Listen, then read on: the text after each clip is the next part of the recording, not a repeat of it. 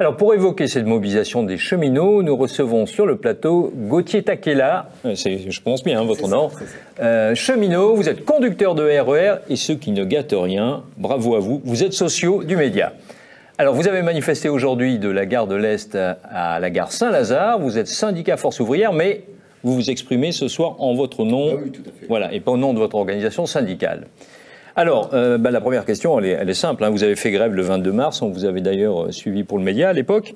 La grève d'aujourd'hui est-elle plus importante ou semble-t-elle plus forte? Il n'y a aucun doute. Sur les chiffres, la mobilisation, elle est énorme. Comme vous disiez en introduction, on atteint des records historiques. 77% de grévistes chez les conducteurs, presque un cheminot sur deux en grève, en comptant, sachant que ce sont les chiffres officiels de la direction et qu'il existe plus d'une manière pour la direction de baisser ces chiffres en faisant rentrer des gens qui sont pas forcément habituellement dans la production, mais pour le coup, là, ils seront dans la production.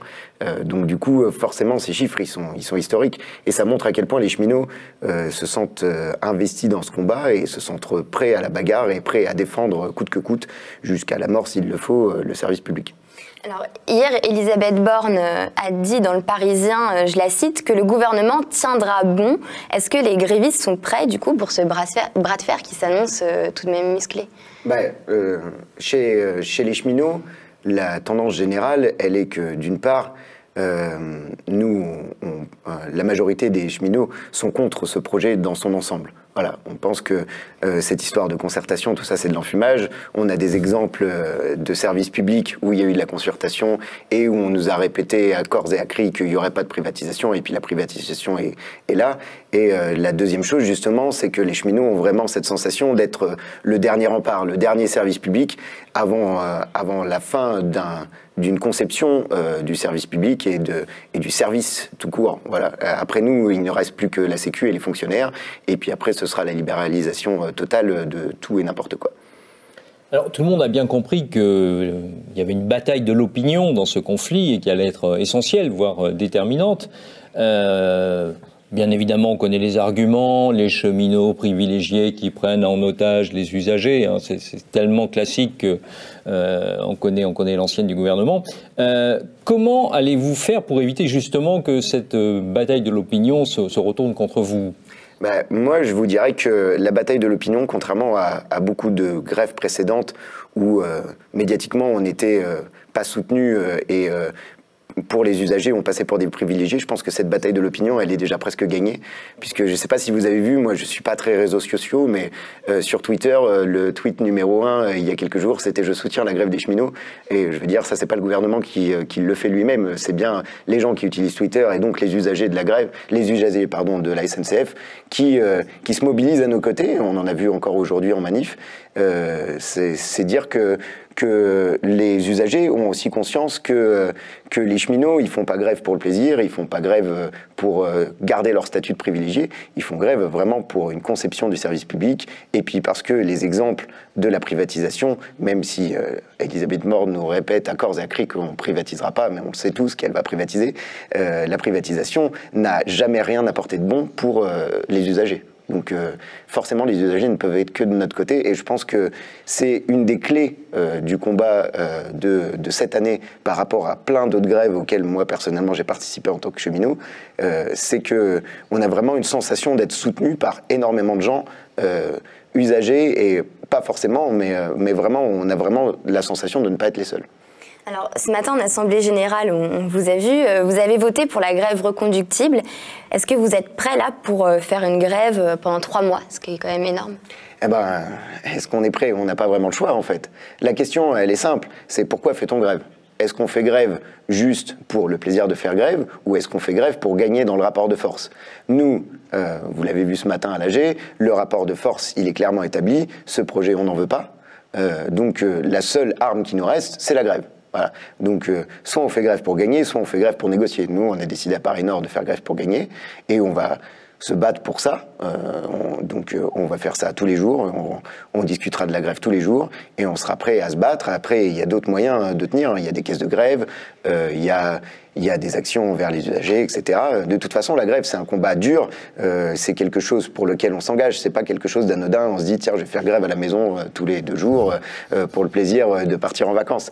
Là, la sensation chez les cheminots, c'est de vraiment faire grève pour se battre et on ira jusqu'au bout, bien sûr. Alors, est-ce que vous pouvez nous dire un mot de cette question des jours de repos, puisque donc il y a 18 préavis de grève de 2 jours, et vous me dites si je me trompe, mais tant que c'est en dessous de 3 jours, les jours de repos sont payés parce qu'ils sont dus. Elisabeth Borne a expliqué qu'elle entendait considérer le mouvement comme un seul et unique mouvement, ce qui fait que, repos ou pas repos, les journées qui s'inscrivent dans le préavis de grève seraient considérées comme des journées de grève et ne seraient pas payées. Et c'est un argument qui peut dissuader un certain nombre de vos camarades qui ont des crédits à payer, ont les enfants à élever, ont des frais... Voilà, donc comment cette question va se résoudre? Eh bien justement, vous dites que c'est peut-être un argument qui va peut-être empêcher les gens de faire grève. Moi, je pense que c'est plutôt quelque chose qui va pousser les camarades qui comprenaient cet argument effectivement économique. C'est comme ça que ça marche. Effectivement, si on fait des préavis de 48 heures, des jours de grève de 48 heures différents, sur des motifs différents, comme c'est pas les mêmes préavis, les jours de repos ne sont pas décomptés, effectivement. Et à partir du moment où on fait plus de 48 heures, on a une partie des jours de repos, mais ça, c'est pas que chez nous, hein, c'est la loi, qui sont décomptés petit à petit en fonction des jours de grève, un peu comme les arrêts maladie. Si vous faites un certain nombre d'arrêts maladie, vous avez moins de jours de repos. Donc le préavis du 2 jours sur 5, une partie de sa stratégie se basait là-dessus en disant voilà, on va faire que des préavis de 48 heures sur des motifs différents pour justement s'économiser. Voilà, le mot d'ordre de ce préavis était faire une grève pour durer. Voilà, nous, on fait une grève pour gagner, donc déjà, on n'est pas forcément d'accord avec ça.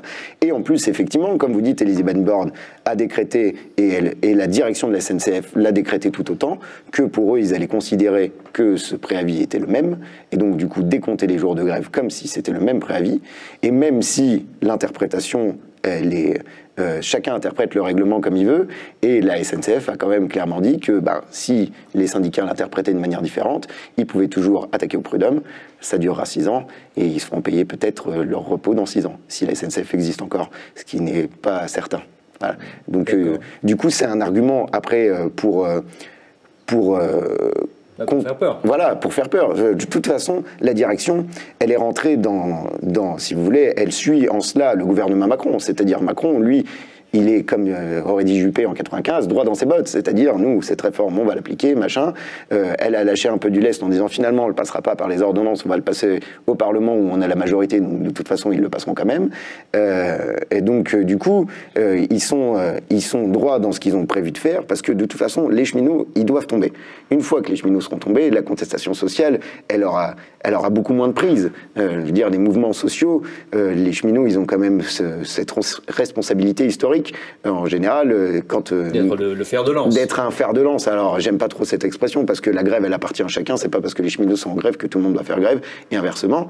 Mais c'est vrai qu'on a cette capacité, en tout cas quand on fait grève, à bloquer le pays, puisqu'on fait du transport. Comme les routiers, quand ils font grève, ils bloquent le pays. Nous, c'est pareil. Et donc, on a cette capacité, quand on fait grève, à entraîner derrière nous toute une partie de la population. Voilà. Donc, si on tombe, il reste plus grand-chose après. Donc, ils sont vraiment dans cette optique-là. La direction les soutient à 100%. La direction, nous, on reçoit des mails sur nos boîtes professionnelles d'une newsletter de la boîte qui s'appelle Temps Réel, où tous les jours, ils nous vantent les bienfaits de cette réforme.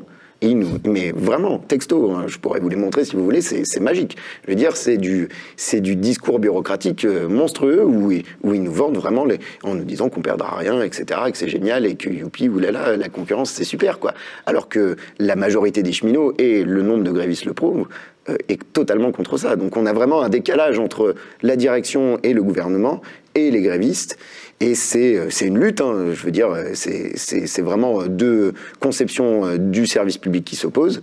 tous les deux droit dans leurs bottes. Alors, on sait qu'on va à la bataille et qu'on va sur une bataille dure et qui sera sans pitié, et ben, tant pis. Comme je vous disais, nous, on est là pour gagner. Et tout ce que je peux dire, c'est que j'espère que les usagers continueront d'être derrière nous et nous soutiendront, et on prend toutes les actions qui nous soutiennent, parce que de toute façon, on en aura besoin, ne serait-ce que pour les caisses de grève. Continuer à alimenter les caisses de grève. J'ai vu qu'il y en avait qui faisaient des caisses de grève. C'est génial, avec plaisir. Merci. Merci Gauthier Takela d'être venu nous commenter ce conflit et nous montrer votre détermination.